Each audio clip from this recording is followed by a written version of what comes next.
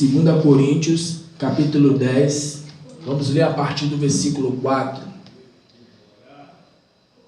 Porque as armas da nossa milícia não são carnais, mas sim poderosas em Deus para a destruição das fortalezas, destruindo os conselhos e toda altivez que se levanta contra o conhecimento de Deus, e levando cativo todo entendimento à obediência de Cristo. Amém? Eu vou ler aqui o versículo 4 e você repete comigo em seguida. Amém? Porque as armas da nossa milícia... De novo. Porque as armas da nossa milícia... Bem alto. Porque as armas da nossa milícia... Não são carnais. Mas sim. Poderosas. Em Deus. Para a destruição. Das fortalezas. Amém. Você crê nessa palavra? Crê que Deus é poderoso para destruir as fortalezas que o inimigo tem colocado na tua vida, na tua família, na tua casa, em todas as áreas, porque o nosso Deus não é um Deus que resolve problemas humanos somente em uma área apenas. Toda pessoa que teve um encontro com Jesus não foi dispersa para casa, não foi mandada embora, de mãos vazias. E qual fosse a necessidade da pessoa, Jesus tinha uma resposta positiva. Jesus nunca teve um não para aqueles que viessem até ele em socorro. Então, você crê nessa palavra? Crê nessa palavra em nome de Jesus? Amém. Então, vamos aprender um pouco mais da palavra de Deus, mas antes nós vamos orar ao Senhor, e eu quero que você ore comigo dizendo assim: meu Deus e meu Pai, fala comigo, envia-me o teu Espírito, revela-me a tua palavra, faça-me entrar no teu descanso, na tua paz, usa o teu anjo, o teu mensageiro.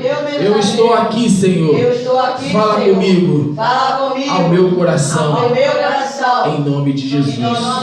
Continue em espírito de oração que eu vou orar. Meu Deus, que o Senhor venha nesse exato momento falar aos nossos corações, como diz a tua palavra: as minhas ovelhas ouvirão a minha voz, e se ouvides hoje a voz do Espírito Santo, não endureçais o vosso coração, diz o Senhor, porque aquele que ouve as palavras de Deus, esse é de Deus. Por isso, Senhor, abre agora os nossos ouvidos espirituais, como também os nossos olhos espirituais, e repreenda, meu Deus, todo empecilho, toda barreira que caia por terra aqui neste lugar, por meio da ministração da tua palavra, todo inimigo do Senhor nas nossas vidas. Assim, meu Deus, nós oramos e te pedimos para que o Senhor venha falar aos nossos corações, em nome do Senhor Jesus, que assim seja feito. Amém. E assim nós declaramos que Deus, por meio do Espírito Santo, opera sinais e maravilhas no meio do seu povo, e o Espírito Santo revela no nosso coração quem é Jesus Cristo, e Jesus Cristo se mostra com provas infalíveis no nosso meio, se mostrando quem ele verdadeiramente é. E Jesus Cristo é Deus, o próprio Deus vivo, o Deus encarnado, aquele que era, o que é e o que há de vir, o Deus Todo-Poderoso, o grande El Shaddai. Aleluia. Diga amém, Senhor. Amém. Diga amém, Jesus. Vamos aplaudir ao Senhor. Aleluia. Aplaudir ao Senhor com palmas e glorificar-o com voz de triunfo. Aleluia. O Rei dos Reis e o Senhor dos Senhores. Aleluia. Pode tomar o seu assento em nome de Jesus. Aleluia. Glória a Deus. Hoje nós vamos falar sobre vida de retidão em todas as áreas. Aleluia. Vamos falar sobre isso, né? falamos sobre isso semana passada, mas vamos falar novamente. Uma reprise, em nome de Jesus. Paulo está defendendo a sua autoridade apostólica e no contexto do que ele está defendendo a sua autoridade apostólica, Paulo ele vai dizer: porque as armas da nossa milícia, as armas da nossa guerra, da nossa luta não são carnais, mas sim poderosas em Deus para a destruição das fortalezas. Eu quero que você vá em Provérbios capítulo 4, versículo 23. Provérbios 24, 23. Vai falar a respeito do tema. Provérbios 4, 23. É 4 ou 24? Capítulo 24, versículo 23. Aleluia. 4, versículo o quê? Capítulo 4, versículo 23 diz assim: sobre tudo que deve guardar, guarda o teu coração, porque dele procedem as saídas da vida. Provérbios 4, versículo 23. Ah, é 4. Eu sou 24, falou 24. Provérbios 4. Oh Deus, unge os nossos ouvidos. Capítulo 4, versículo 23. Amém. Glória a Deus. Amém? Se eu falei 24, perdão, tá? Então diz aqui a palavra. Provérbios 4, 23. Sobre tudo que deve guardar, guarda o teu coração, porque dele procedem as saídas da vida. Provérbios 4, 23 revela que o nosso coração é o lugar das nossas conquistas ou dos nossos fracassos. É a nossa postura em fé que define em qual nível estaremos. E tudo isso é no coração, né? Tudo isso é aqui, ó, na nossa mente. Amém. Nós falamos a respeito de que o pensamento ele gera o desejo, e o desejo gera a cobiça, e a cobiça por vez gera a ação, né? E a ação gera ou vida ou morte. Então, o que eu estou olhando aqui para você é um estudo baseado exatamente nessa passagem de 2 Coríntios capítulo 10, versículo 5. E hoje nós estaremos falando sobre a vida de retidão em todas as áreas. Continuando aqui no texto aqui do estudo. O Senhor nesse texto específico nos orienta a guardar o nosso coração, pois nele está uma chave que só pode ser acionada de dentro para fora. E se houver nele vida, fé, confiança e esperança. E é isso que será expresso pela nossa boca e pelas nossas atitudes. Então, a nossa boca e as nossas atitudes expressam exatamente aquilo que a gente pensa. Aquilo que estiver no nosso coração é aquilo que a nossa boca e que as nossas atitudes haverão de expressar. Continuando aqui. Meditando nessas coisas, tenho chegado à conclusão de que é impossível viver nos desafios da família, do ministério e da vida profissional sem desenvolvermos comunhão uns com os outros. Ou seja, é importante haver comunhão uns com os outros, para que o ministério, a família, para que tudo venha crescer, venha ser próximo. Continuando. Porque o nosso coração, de onde procedem as fontes da vida, precisam estar resolvidos no espiritual e no emocional. Então, nós precisamos estar resolvidos no espiritual e no emocional. Se o espiritual não estiver bem, né, e o emocional, isso vai se refletir nas nossas palavras, no que sai da nossa boca e nas nossas atitudes. Às vezes a pessoa ela vem para o culto e ela fica, né, de cara fechada, não dá uma expressão de que está alegre realmente com Deus. A palavra do Senhor diz que, né, um sorriso, né, formoseia o rosto, né? Pelo semblante a gente já percebe se a pessoa ela está realmente bem com Deus ou não. Se ela está feliz com o Senhor ou se ela está atribulada. Então, as palavras e a atitude demonstram se a pessoa realmente ela está bem espiritualmente e emocionalmente. Continuando aqui. Precisamos com urgência desenvolvermos essas questões internas e assim termos uma estrutura onde reportamos a alguém a nossa vida. Ninguém pode viver e andar sozinho. Precisamos uns dos outros. Então nós precisamos uns dos outros. Não podemos andar sozinhos. Se alguém aqui no nosso meio precisa se desabafe com o Senhor Deus. Mas não deixe também de procurar alguém da sua confiança para se desabafar. Às vezes, por exemplo, no caso do pastor, ou da missionária, do homem ou da mulher de Deus que está à frente da obra, é muito recorrido, o pastor ou a pastora, a pessoa que está à frente de um ministério, à frente de uma congregação, as pessoas costumam buscar conselhos, uma palavra amiga, mas na maioria das vezes, no caso do pastor ou da pastora, de alguém que está à frente, ele também tem essa necessidade de ter alguém para poder se desabafar, colocar para fora o que está sentindo. Então é importante que você tenha na sua vida pessoas de confiança para você se desabafar, para você expor aquilo que você está vivendo internamente. Muitas das vezes a gente está num conflito existencial e a gente precisa de alguém amigo, para poder se desabafar. Continuando aqui, quando entendemos esta revelação, nos tornamos dependentes uns dos outros. E é verdade, nós somos dependentes uns dos outros.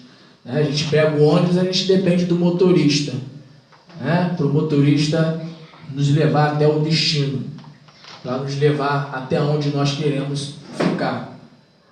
Se a gente vai no supermercado, a gente depende lá do repositor lá para poder botar o alimento, botar lá os produtos na prateleira, para quando a gente chegar lá, a gente encontrar bonitinho, arrumadinho. Então, se formos analisar, essa é a grande verdade da vida humana. Nós dependemos uns dos outros. A gente não pode ter o pensamento que somos autossuficientes. Amém? Eu dependo de vocês e vocês também dependem de mim. Um depende do outro. Vocês dependem uma das outras. Vocês dependem um dos outros. É verdade. Vocês dependem. Para que o grupo de vocês, o grupo de criança, de adolescente, um tem que depender do outro. Como nós também adultos, grupo de senhoras, grupo de senhores, enfim, a igreja em um todo depende um dos outros para que o corpo de Cristo cresça. Não é verdade? A gente depende um dos outros. Então, dependemos uns dos outros e aprendemos a conviver. Precisamos cumprir a grande comissão dada por Jesus de fazer discípulos. Isso é fundamental à vida e ao ministério.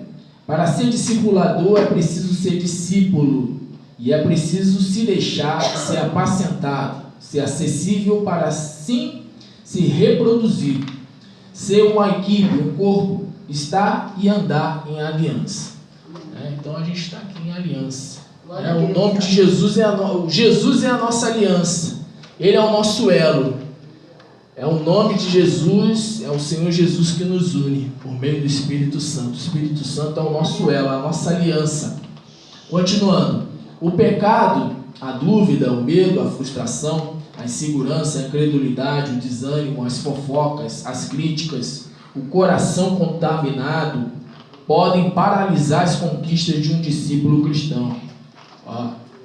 Vou repetir. O pecado, a dúvida, o medo, a frustração, a insegurança, a incredulidade, o desânimo, as fofocas, as críticas, as críticas destrutivas, construtivas sempre é bem-vinda, construtivas, agora as destrutivas, as críticas, o coração contaminado pode paralisar as conquistas de um discípulo cristão.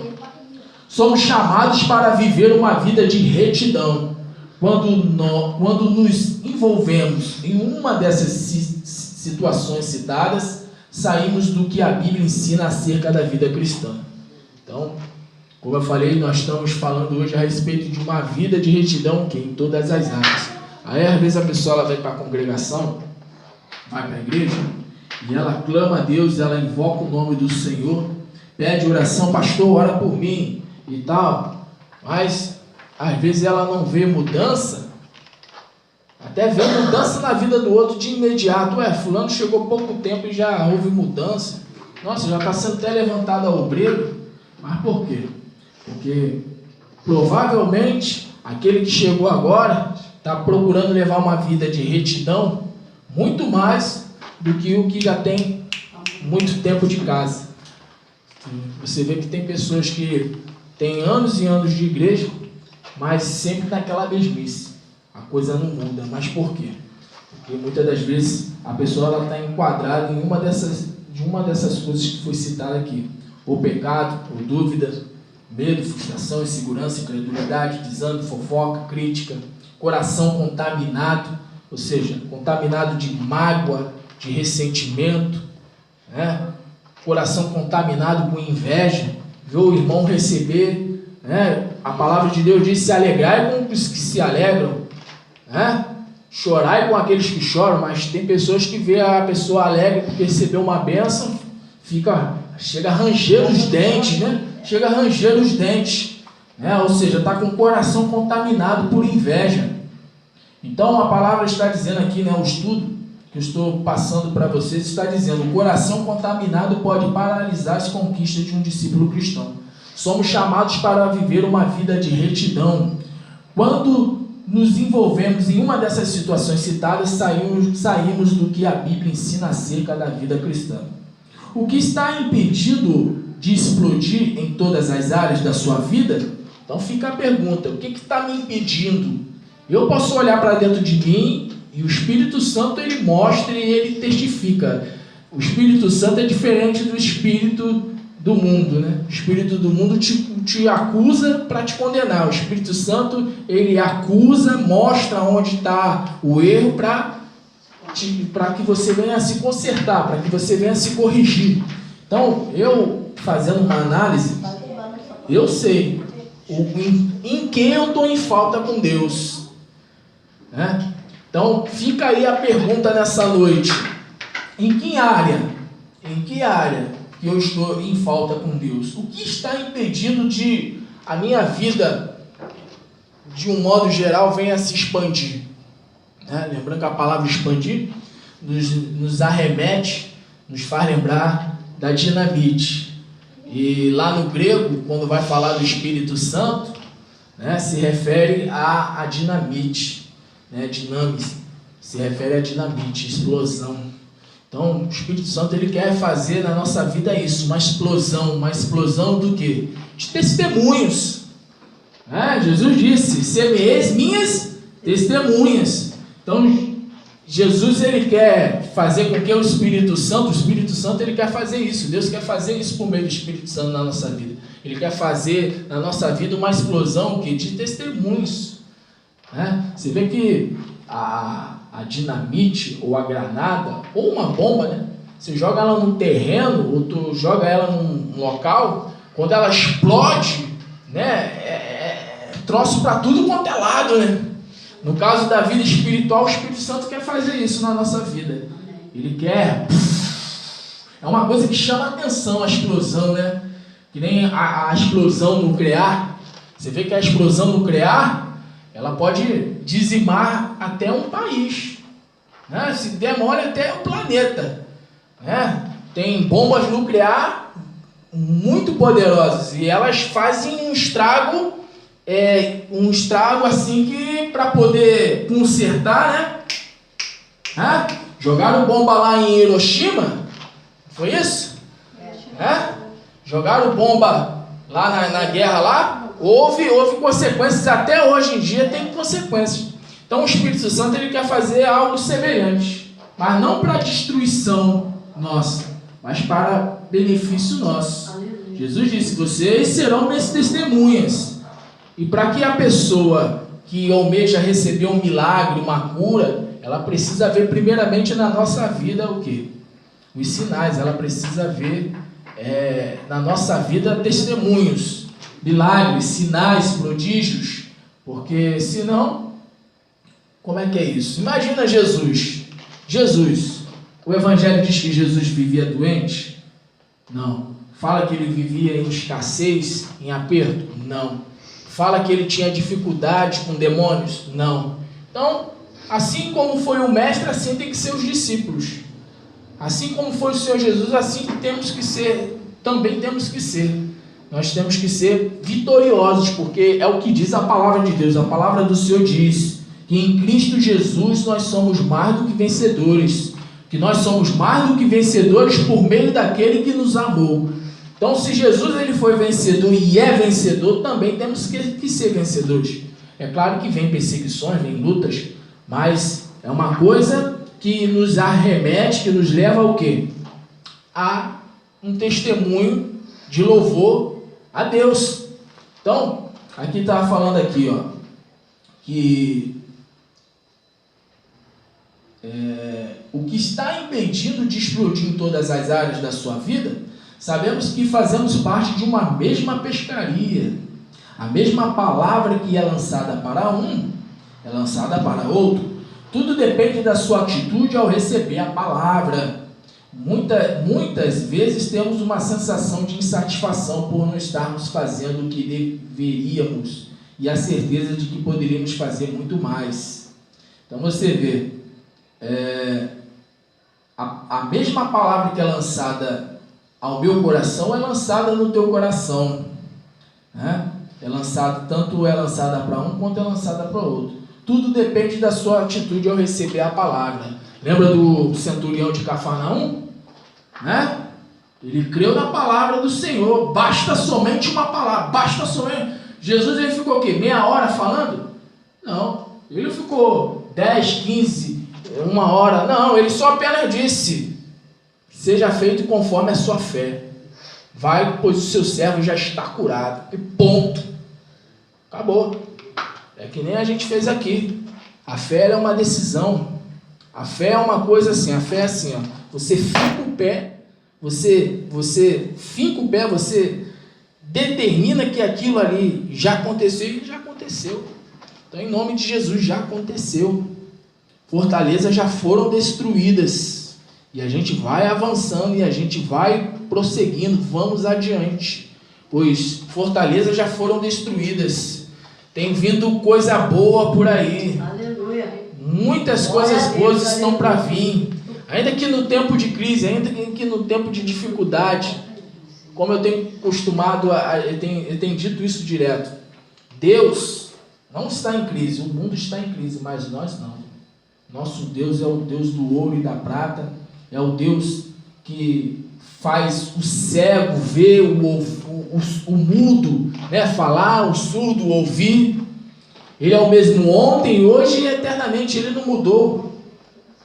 Então a palavra está dizendo aqui, ó, continuando aqui, ó, continuando. Muitas vezes temos uma sensação de insatisfação por não estarmos fazendo o que deveríamos e a certeza que poderíamos fazer muito mais. Quem tem essa certeza aí que poderia estar fazendo muito mais? Eu poderia estar fazendo muito mais, mas eu estou no banho-maria. Eu estou no Salmo 40 por enquanto. Daqui a pouco eu pulo para o Salmo 70. Aí ninguém segura. Amém? Por enquanto eu estou no Salmo 40. Para algumas coisas eu estou no 40, para outras eu estou no 70. Apressa-te, Senhor. Mas para outros eu estou no 40. Né? Esperei com paciência no Senhor e Ele se inclinou para mim. Por enquanto eu estou em algumas áreas da minha vida no 40, mas em outras eu já estou no 70. Apressa-te, Senhor, se manifesta, né? Faz logo uma explosão logo nessa área aí. Mas em outras eu estou, né? E você também. Você pode fazer uma análise da sua vida e dizer, não, aqui por enquanto eu estou no 40. Mas nessa outra área aqui eu já estou não, Senhor, apressa-te. É a hora é agora. Então, A palavra está dizendo aqui, ó, o estudo que eu estou repassando, que estou passando para vocês, está dizendo aqui. Diz aqui, tudo depende da sua atitude ao receber a palavra. Muitas vezes temos uma sensação de insatisfação por não estarmos fazendo o que deveríamos, e a certeza que poderíamos fazer muito mais.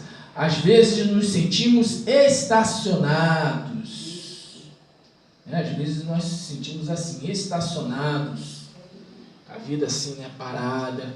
Mas é Eclesiastes 3, né? Há um tempo determinado. Às vezes tu está estacionado, mas é para estar estacionado. Lembra da nuvem no deserto? Lembra do povo de Israel no deserto? Quando a nuvem... eles andavam. Quando a nuvem... a nuvem andava, eles andavam. Quando a nuvem parava, eles paravam. Então é assim também na nossa vida.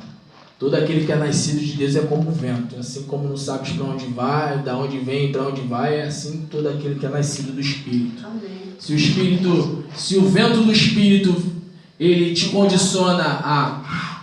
para aqui. Agora, espera aí.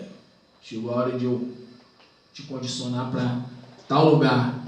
É assim que ele faz. Por hora estamos aqui, por outra hora estamos ali. Por hora estamos esperando no Senhor determinada coisa. Por hora ele diz, não é mais hora de esperar. Diga ao povo que marche. Diga ao povo que não clama. Por que tu está clamando a mim, Moisés? Por que clamas a mim, Moisés? Diga ao povo que marche. Então tem hora que não é para abrir a boca. Deus já mostrou. Não, pega e faz e acabou. Para que eu vou orar por uma coisa que Deus já confirmou? Não, agora não é para orar, agora é para fazer. Oração, é uma junção de duas palavras. Orar é falar, ação é agir. E tem horas que a gente tem que agir, ao invés de ficar falando apenas. Mas o Senhor, Ele sabe o momento exato para cada situação acontecer na nossa vida. Mas talvez a tua vida esteja estagnada ou parada devido a alguma situação pela qual você ouviu aqui. Continuando. A opressão é um dos principais fatores para esta derrota. E também uma das armas mais covardes do inimigo. A opressão. Lembra do rei Senaqueribe? Ele mandou uma carta de afronta para o rei de Israel, dizendo, a gente vai invadir aí, a gente vai destruir, a gente vai pintar e bordar aí, não tem Deus certo, os outros deuses, de nada adiantar os outros deuses para os outros povos. Foi até o rei Ezequias. Isaías foi do mesmo período, o profeta Isaías, ele profetizou que o rei Senaqueribe, ele não haveria de adentrar, ele não haveria de entrar em Jerusalém. Jerusalém para nós representa a nossa congregação ou a nossa vida em si, Jerusalém, lugar de paz, lugar de justiça, somos nós. E às vezes o inimigo ele manda, palavras de afronta. Eu vou invadir, quer te oprimir, quer te vencer, só na sugestão, só no fala-fala. O diabo, na verdade, ele é muito mais oportunista do que poderoso. Ele é muito mais oportunista do que poderoso. Ele procura uma brecha, ele procura uma oportunidade para poder adentrar. Mas se você tampar todas as brechas, se você colocar sobre a sua vida a armadura de Deus, que é a proteção espiritual sobre a sua vida, o diabo ele não consegue adentrar não. O máximo que ele consegue é ficar te ameaçando. É que nem um cachorro, esse daí só late. Só late. Esse cachorro só late, ele não morde. Mas se você não tiver com a sua vida guardada, esse cachorro que só late, ele vai te morder. E vai procurar arrancar, arrancar legal, dar aquela bocada mesmo para poder arrancar o máximo que puder de você, Mas a palavra está dizendo aqui, o estudo está dizendo, mas a opressão é um dos principais fatores para esta derrota e também uma das armas mais covardes do inimigo. A Bíblia diz que a opressão faz endoidecer até os sábios. Eclesiastes capítulo 7, versículo 7 vai falar a respeito disso, que a opressão ela faz com que os sábios venham se endoidecer, e nós somos sábios pela misericórdia do Senhor. Jesus ele disse que a sabedoria é justificada pelos seus filhos, e nós somos os filhos da sabedoria, que é Jesus. Amém. Apesar que Jesus ele é nosso irmão, né? Ele é irmão, ele não é pai, ele é irmão. Mas quando ele disse assim, a sabedoria é justificada pelos seus filhos, ele quis dizer no sentido daqueles que haveriam de crer nele, que somos nós. Mas você vê, Eclesiastes capítulo 7, verso 7 diz sobre isso, que a opressão ela faz com que o sábio venha o quê? Endoidecer. E é isso que o diabo ele tenta fazer conosco. O diabo ele procura de todas as formas nos oprimir para tentar fazer com que nós venhamos o quê? Enlouquecer. Eu já vi pessoas na rua com espírito de loucura. Eu já vi pessoas assim. Pessoas pregando na rua. Quem já viu pessoa pregando na rua? Pregando na rua e como se estivesse falando sozinha. Espírito de loucura. A pessoa está até falando de Deus, de Jesus e tal. O juízo. Mas aquela pessoa ali, aí você olha para a vida da pessoa, a pessoa em total miséria. Com a roupa, encardida. E olha para o aspecto da pessoa com a aparência, de louca mesmo. Então o diabo ele faz isso. O diabo ele procura oprimir tanto a vida da pessoa, que a pessoa ela começa a enlouquecer. Se ela não clamar a Deus e não procurar tampar as brechas, e não procurar fazer aquilo que nós lemos ainda agora, procurar alguém para desabafar, que às vezes, muitas das vezes a pessoa está com um conflito, em vez de ela se desabafar, não, vou orar aqui, eu vou me libertar disso. Não, procura ajuda. Não consegue se libertar de um vício, ou não consegue se libertar de alguma coisa que perturba a tua mente, se abre com alguém, tem que se abrir, tem que procurar ajuda. Então, a palavra está dizendo aqui, diz aqui, o inimigo planeja nos oprimir e não podemos permitir que isso aconteça. Quando andamos em santidade, recebemos da parte de Deus um batismo de sabedoria, que nos faz calar o inimigo. Jesus ele disse assim, não há necessidade, não será necessário que vocês fiquem premeditando no que há de falar, porque naquela hora eu vos darei boca e sabedoria a ponto de ninguém poder vos resistir. Então, é o que está dizendo aqui, batismo de sabedoria. Você consegue dar a resposta ou até mesmo se calar, porque até mesmo se calar em certos momentos também é sinônimo de sabedoria. Às vezes é melhor você se calar do que você abrir a sua boca. Às vezes você abre a boca e você acaba até perdendo a razão. Mas aqui o estudo da palavra está dizendo, recebemos da parte de Deus um batismo de sabedoria, que nos faz calar o inimigo.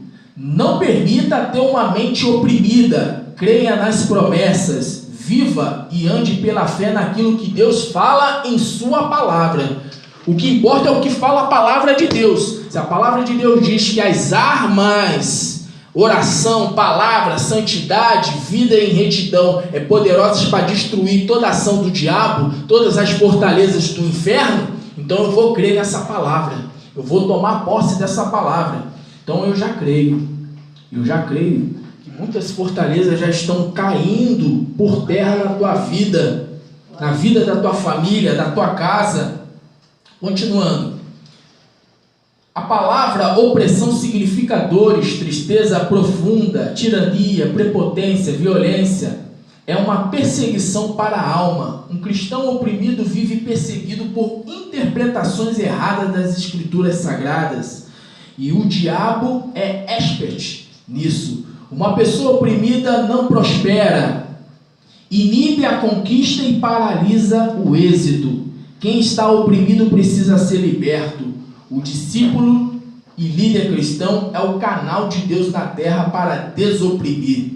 Então seja desoprimido em nome de Jesus. Se alguém entrou aqui com opressão na alma, no coração, na mente, que seja desoprimido agora em nome do Senhor Jesus.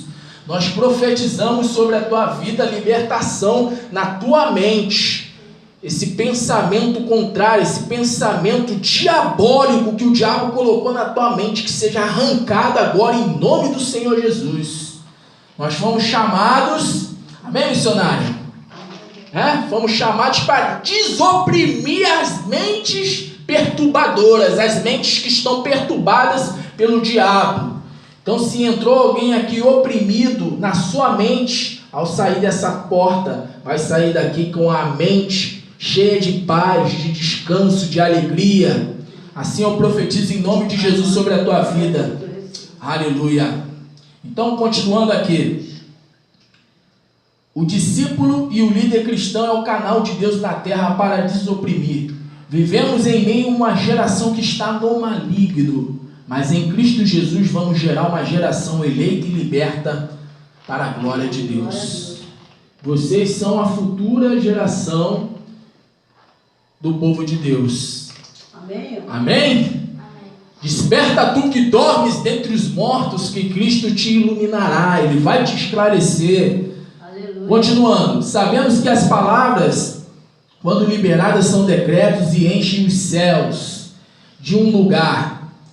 Quando o inimigo encontra uma brecha, ele toma essas palavras e as lança sobre o seu destino, porque o diabo sabe como agir nas fraquezas de uma pessoa. Se você tem argumento e está oprimido por isso, sabendo que toda pendência atrapalha a sua comunicação, ore ao Senhor e declare falência de todos os intentos malignos contra a sua vida. Amém? É o que nós estamos fazendo. Todo conselho e toda altivez. Você vê que aqui na palavra está dizendo, lá em Coríntios está falando, que todo conselho, que todo pensamento levado em obediência a quem? A Cristo. Aleluia. Continuando aqui. Deus nos chamou para andarmos sem argumentos. Não é para você argumentar. Não é para você seguir o pensamento do maligno, o pensamento do diabo. Fomos chamados à santidade e por ela andaremos. Não devemos nos acostumar com o que temos. Precisamos desejar alcançar níveis maiores em nossa vida. Deus falou para Josafá, vai e conquista tudo, até lá no Jordão. Deus estabeleceu para Josafá, mas ele se acomodou. Se a gente formos ler o livro de Josué, Deus deu uma ordem para Josué. Falou para ele, é para você avançar e tomar tudo. Mas ele se acomodou. Josué se acomodou. Josué não cumpriu aquilo que Deus havia ordenado. Quem cumpriu foi Salomão. No reinado de Salomão, no reinado dele, foi um reinado de paz, ele tomou e teve influência em todo Israel e até além das fronteiras. Agora, Josué não. Josué já não tomou aquilo que Deus havia estabelecido. Ele foi só até um certo ponto, fez a divisão dos terrenos, das partes lá das tribos, mas se acomodou. E realmente é o que acontece na vida cristã. A gente se acomoda. Muitas das vezes a gente se acomoda. E nós não devemos nos acomodar, mas devemos desejar alcançar níveis maiores em nossa vida. Nossa meta deve ser renovar a nossa mente para experimentarmos da vontade perfeita de Deus coisas melhores. Muitas vezes queremos esmiuçar a palavra de forma sobrenatural e não há nenhum problema nisso. Porém, precisamos primeiramente ser esmiuçados, quebrados, moldados e formados por ela. Essa é a forma de ser a forma que forma. Então a gente tem que ser primeiramente formado. Por isso que a palavra está sendo liberada. Palavra que faz com que nós venhamos ter o quê? Uma transformação de quê? De entendimento. Não vos conformeis com este mundo, mas renovai o vosso entendimento para que conheçais a boa e perfeita e agradável vontade de Deus. É por isso que Deus está trazendo essa palavra aos nossos corações nessa noite. Que nós venhamos ter uma mente moldada, uma mente transformada, porque a gente se conforma. Tem muito crente que olha para a sua vida, tipo assim, o Senhor Jesus prometeu vida eterna, vida em abundância e vida de verdade, mas para a vida eterna. Mentira. Essa vida já começa aqui, no tempo presente. No tempo presente, Ele já deseja para você uma vida próspera, uma vida regalada. Não é que você vai ser rico ou podre de rico, não. Não é isso, não. Não é isso que a palavra nos fala, que todo mundo vai ser rico. Vai ser rico, vai ter carrão. Não, não é isso. Mas ter uma vida de qualidade. Imagina você, a pessoa diz servir a Deus, mas vive uma vida desgraçada. Vive uma vida maldita. Parece um amaldiçoado. Só vive com a sua aparência e com a sua casa, com tudo. Tu olha para a vida da pessoa, tu vê só desgraça.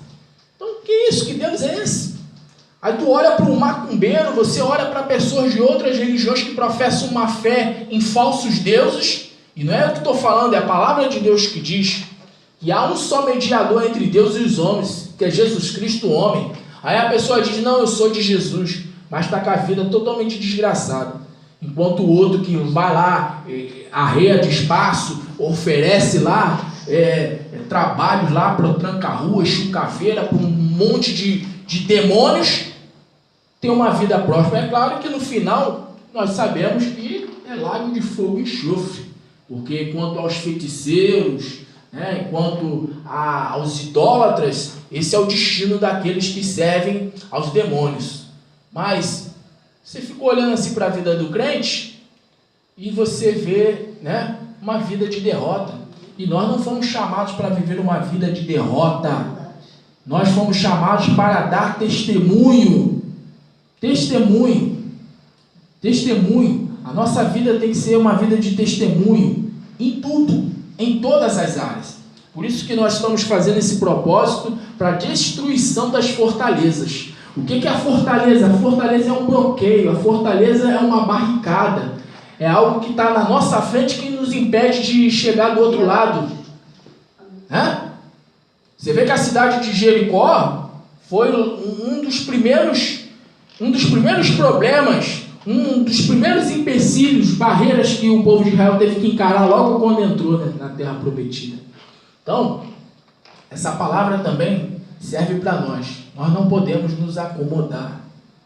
Devemos avançar. É a ordem do Senhor para avançar, para que o nome dele seja louvado e glorificado pelo nosso testemunho de vida. Lá em Malaquias diz assim: e mais uma vez vereis a diferença daquele que serve a Deus e do que não serve. A diferença entre o justo e o ímpio.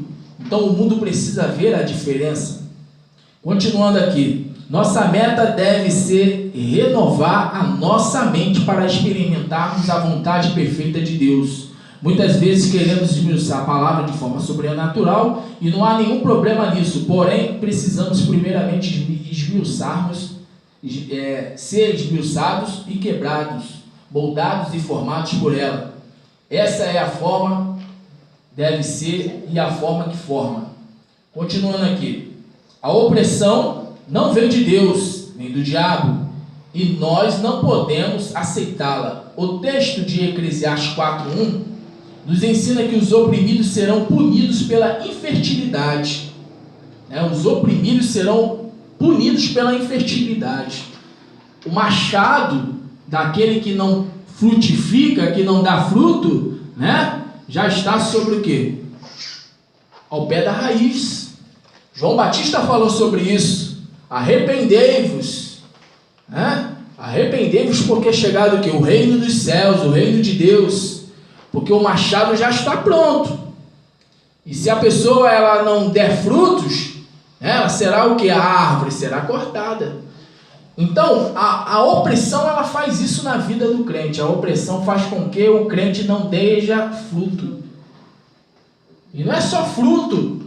de amor, mansidão, temperança, não. É em todos os aspectos. Né? É em tudo. Em tudo. Ué, eu olho para a vida da pessoa, a pessoa doente, ou só vive doente. Não, isso não pode. Ou então a pessoa vive na escassez, na miséria. Não, isso não pode. E terás muito para até mesmo que emprestar. E a ninguém pedirás emprestado. Essa é a promessa do Senhor para aqueles que creem, para aqueles que são dele, para aqueles que não têm a opressão do diabo. Então não aceite o diabo te oprimir mais. Foi profetizado que haja repreensão, que o Senhor repreenda toda a opressão sobre a mente de qualquer pessoa aqui. Então não aceita a tua mente ser oprimida pelo diabo, porque senão a tua vida vai continuar a mesmice, vai continuar aquela vida minguada, aquela vida pela qual é o contrário do que Jesus prometeu, vida de verdade e vida em abundância. Continuando aqui,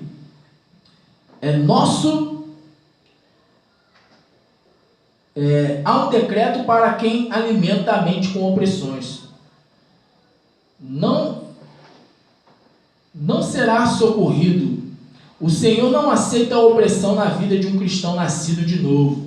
Vai escutando, hein? Jesus toma o nosso fardo opressor para nos aliviar. Não há motivo para o crente viver oprimido, a não ser que ele dê brechas para Satanás. É nosso dever desoprimir a alma e abraçar os decretos de Deus para a nossa vida. Devemos ser movidos pelos decretos divinos para gerar a cada dia um novo ânimo e caminharmos na força do Senhor e do seu poder. Uma mente oprimida paralisa a conquista, mas uma mente livre conquista a cada nova estação um novo território.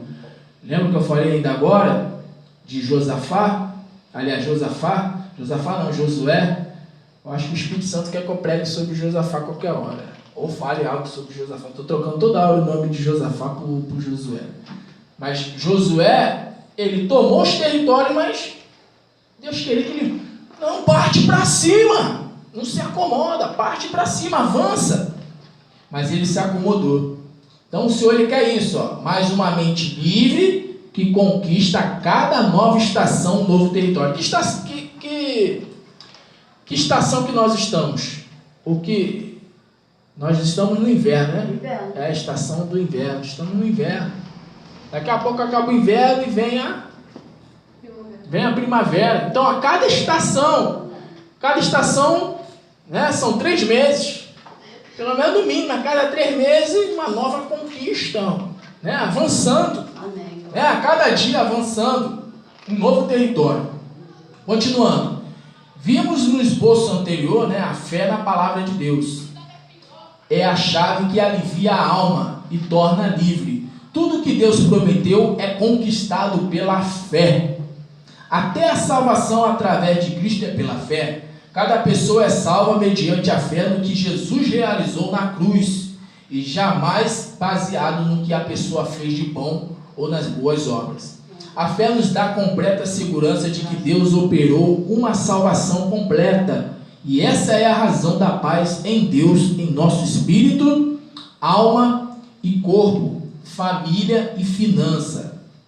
Acreditamos que além da salvação que mantemos no âmbito do espírito, Deus deseja formar em nós a imagem do seu Filho. Lembra que eu falei aqui?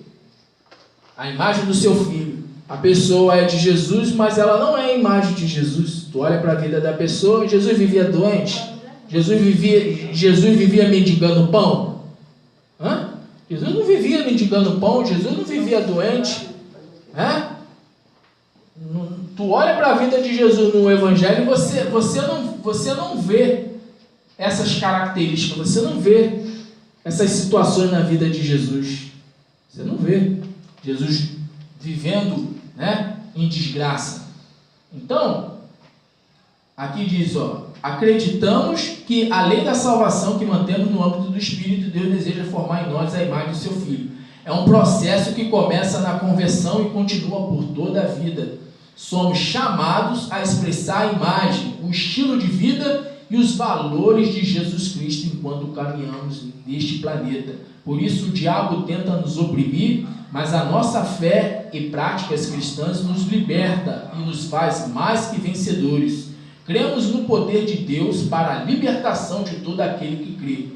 O poder de Deus é maior do que qualquer pacto, oferta ou dedicação a espíritos imundos.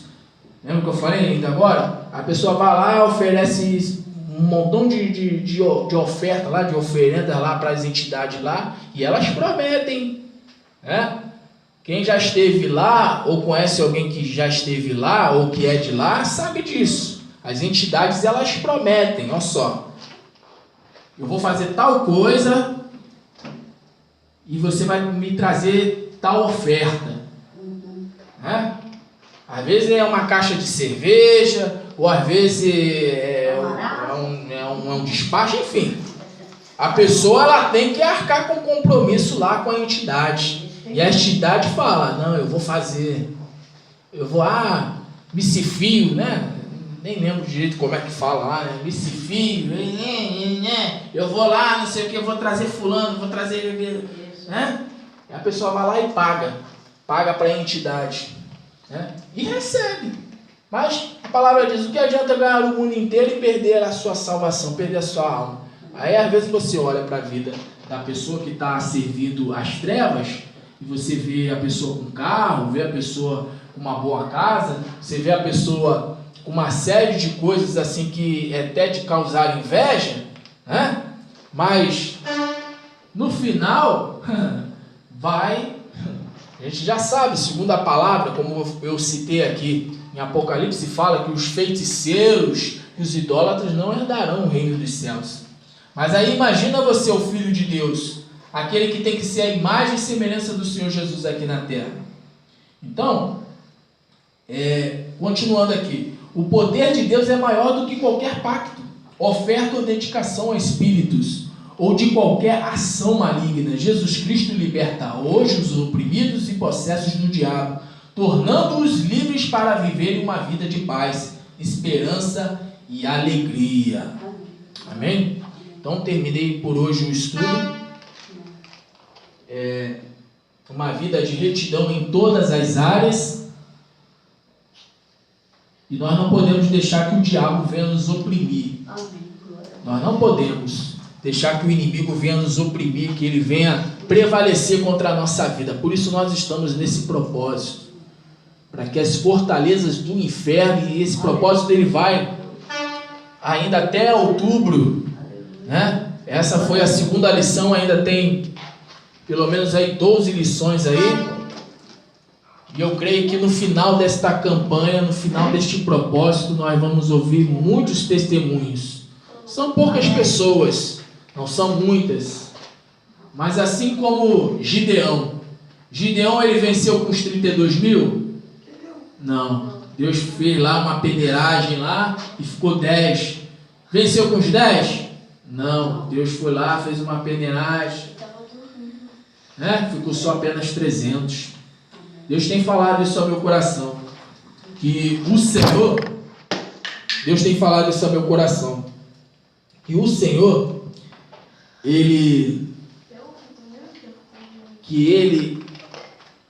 trabalha com um pouco. Lembra dos 5 pães e 2 peixinhos? Era pouco, né? Para a multidão que tinha, né? E Deus, Ele trabalha com pouco. Ele trabalha com pouco. Ele tinha 70 discípulos. De 70 discípulos, depois que Ele fez um discurso duro, a maioria foi embora. Ficaram quantos discípulos? 12. E depois que Ele foi para a cruz, ficou quantos? Ficou 1. No Getsemane ficou 3. E depois? Ficou só 1. Lá no pé da cruz, lá, João, junto com a mãe de Jesus, né? Maria. Então, Deus, ele trabalha com pouco. A gente vai ver que nos profetas, Jeremias, Isaías, Ezequiel, a palavra falando a respeito do remanescente. Deus, ele trabalha com remanescente. A palavra diz que Jesus, ele vai reinar 1000 anos nessa terra. E no final dos 1000 anos, Satanás será solto. E Satanás vai convencer as nações para se rebelarem contra o Senhor Jesus. Então, a maioria das nações vão se rebelar, a maioria das nações vão se rebelar contra o Senhor, e se formos analisar, de todas as nações, não vão ser todas que vão se salvar, porque a maioria vai atrás de quem? De Satanás. Você lê isso lá em Apocalipse, as nações, que aí vai ver a batalha entre Gog e Magog, né? A batalha final entre o bem e o mal, a gente vai ver isso, que as nações que conviveram com Jesus durante 1000 anos, é que nem os discípulos, né? Que nem um povo conviveu 3 anos e meio com Jesus. Ah, Senhor, eu quero um milagre. Ah, Senhor, viu ele transformar, né? Muitas coisas, transformar água em vinho, multiplicar 5 pães, 2 peixes, enfim. Mas uma minoria apenas se salvou. E ele falou que por se aumentar a iniquidade, o amor de muitos se esfriariam.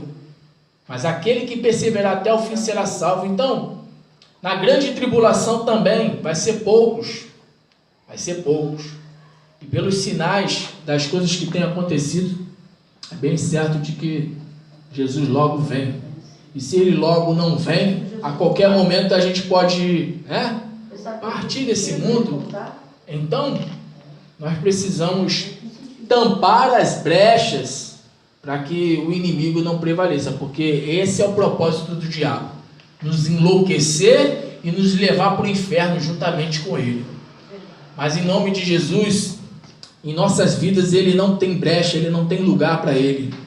Em nome de Jesus nós repreendemos agora todo o mal sobre as nossas vidas, que o Senhor venha tampar, aliás, o Senhor não, nós, que nós venhamos tampar as brechas, pois os dias são maus e nós precisamos estar prontos para aquele grande dia.